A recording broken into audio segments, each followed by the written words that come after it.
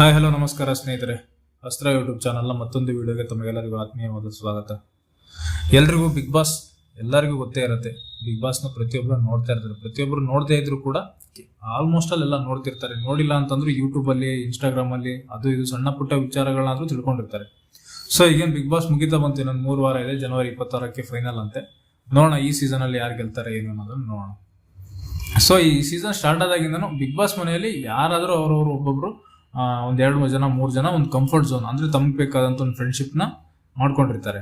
ಈಗ ಬಿಗಿನಿಂಗ್ ಇಂದ ಬಂದ್ರು ಕೂಡ ಈಗ ಇವರು ಧರ್ಮ ಮತ್ತೆ ಅನುಷಾ ಆಗಿರ್ಬೋದು, ಈಗ ಭವ್ಯ ಗೌಡ ಮತ್ತೆ ತ್ರಿವಿಕ್ರಮ್ ಆಗಿರ್ಬೋದು, ಆಮೇಲೆ ರಜತ್ ಕೂಡ ಅವದೇ ಗ್ಯಾಂಗ್ ಅಲ್ಲಿ ಓಡಾಡ್ಕೊಂಡಿರ್ತಾರೆ.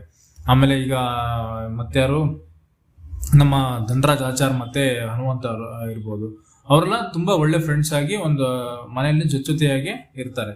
ಸೊ ಇಲ್ಲಿ ಎಲ್ಲರನ್ನು ಗಮನಿಸುವಾಗ ಪ್ರತಿಯೊಬ್ರು ಜೊತೆಯಾಗೆ ಇರ್ತಾರೆ. ಈಗ ಉಗ್ರಂ ಮಂಜುನ ತಗೊಂಡ್ರು ಕೂಡ ಉಗ್ರಂ ಮಂಜು ಮತ್ತೆ ಗೌತಮಿ ಎಲ್ಲ ಒಟ್ಟೊಟ್ಟಿಗೆ ಓಡಾಡ್ತಿರ್ತಾರೆ, ಅಥವಾ ಒಂದು ಅವ್ರದ್ದು ಏನೋ ಸ್ಟ್ರಾಟಜಿ ಮಾಡೋದಿದ್ರು ಕೂಡ ಒಟ್ಟಿಗೆ ಮಾಡ್ತಾರೆ.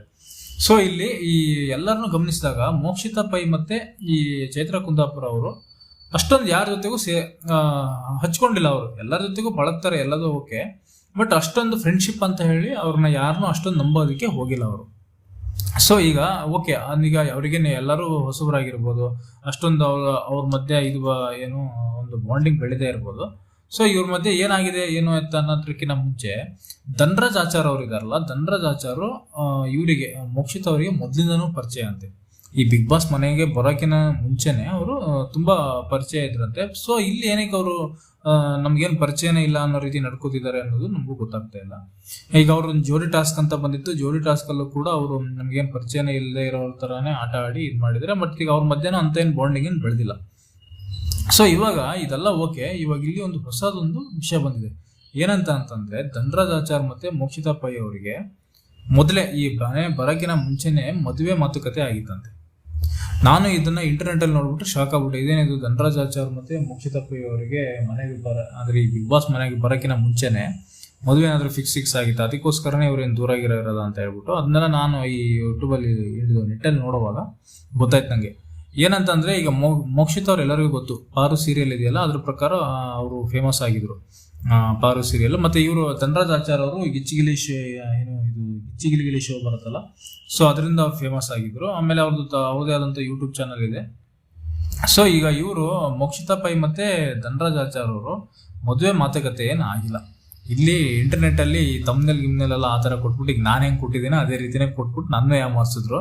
ಆಮೇಲೆ ಅಲ್ಲಿ ಒಳಗಡೆ ಯಾಮರ್ಸಿಲ್ಲ ಪಾಪ, ಅಲ್ಲಿ ಒಳಗಡೆ ಇತ್ತು ಅವ್ರದ್ದೇನು, ಅವರು ಒಂದು ವಿಷಯನ ಜನರಿಗೆ ವ್ಯಕ್ತಪಡಿಸೋಂಥ ರೀತಿ ಸ್ವಲ್ಪ ಕುತೂಹಲ ಮೂಡಿಸಿ ಅದಾದ್ಮೇಲೆ ಏನ್ ವಿಷಯ ಅಂತ ಹೇಳ್ತಾರೆ. ಸೊ ಅದಕ್ಕೋಸ್ಕರ ನಾನು ಅದೇ ತಮ್ನೆಲ್ ಹಾಕಿದ್ದೀನಿ. ಈ ಮೋಕ್ಷಿತಾ ಪೈ ಮತ್ತೆ ಧನರಾಜ್ ಆಚಾರ್ ಏನಿದಾರಲ್ಲ, ಅವರು ಮಧುಮಗ ಅನ್ನೋ ಒಂದು ರಿಯಾಲಿಟಿ ಏನದು ವೆಬ್ ಸೀರೀಸ್ ಅಲ್ಲಿ, ಮಧುಮಗ ಅನ್ನೋ ಒಂದು ವೆಬ್ ಸೀರೀಸ್ ಅಲ್ಲಿ ಜೊತೆಯಾಗಿ ಒಂದು ನಟನೆಯನ್ನು ಮಾಡಿರ್ತಾರಂತೆ. ಅದು ಕೂಡ ಇವಾಗ ನಿಮ್ಗೆ ಅಲ್ಲಿ ಯೂಟ್ಯೂಬ್ ಅಲ್ಲಿ ಸರ್ಚ್ ಮಾಡಿದ್ರೆ ಸಿಗತ್ತೆ. ಸೊ ಇದನ್ನೇ ನಾನು ಅದೇ ಫಸ್ಟ್ ನ್ಯೂಸ್ ಹೆಡ್ಲೈನ್ ನೋಡಿದಾಗ ಅದೇ ಅನ್ಕೊಂಡಿದ್ದೆ, ಏನಿದು ಮಧುಮಗ ಅಂದ್ರೆ ಗೊತ್ತಿರಲ್ವಲ್ಲ ವೆಬ್ ಸೀರೀಸ್ ಅಲ್ಲಿ ನಟನೆ ಮಾಡಿದಾರೆ ಅಂತ ಹೇಳಿ. ಇವರಿಬ್ರು ನಾವೇನು ಮಾತುಕತೆ ಆಗಿತ್ತ, ಮದುವೆ ಮಾತುಕತೆ ಆಗಿತ್ತ ಅಂತ ಹೇಳ್ಬಿಟ್ಟು ನಾನು ನಿಮ್ ತರನೇ ಇಂಟ್ರೆಸ್ಟಿಂಗ್ ಅಲ್ಲಿ ನೋಡಿದೆ. ಇದಿಷ್ಟು ಮಾಹಿತಿ, ಅವ್ರೇನು ರಿಯಲ್ ಆಗಿ ಆಗಿದ್ದಲ್ಲ, ಮದುವೆ ಮಾತುಕತೆ ಏನೂ ಆಗಿಲ್ಲ. ಜಸ್ಟ್ ಅವರು ಒಂದು ವೆಬ್ ಸೀರೀಸ್ ಅಲ್ಲಿ, ಆ ಮಧುಮಗ ಅನ್ನೋ ವೆಬ್ ಸೀರೀಸ್ ಅಲ್ಲಿ, ಮಧುಮಗ ವೆಬ್ ಸೀರೀಸ್ ಹೆಸರೇ ಮಧುಮಗ ಅಂತ ಇದೆ ಅಂತಂದ್ರೆ ಅಲ್ಲೇನೋ ಮದುವೆ ಸೀನ್ ಅಂತ ಪಕ್ಕ ಇರತ್ತೆ. ಸೊ ಇದು ನಿಜವಾದ ವಿಷಯ ಅಂತ ಹೇಳಿದ್ರೆ. ಸೊ ಈ ವಿಡಿಯೋ ನಿಮ್ಗೆ ಇಷ್ಟ ಆಗಿದ್ರೆ ತಪ್ಪದೆ ಲೈಕ್ ಮಾಡಿ, ಶೇರ್ ಮಾಡಿ, ಕಾಮೆಂಟ್ ಮಾಡಿ ಹಾಗೂ ಸಬ್ಸ್ಕ್ರೈಬ್ ಮಾಡಿ.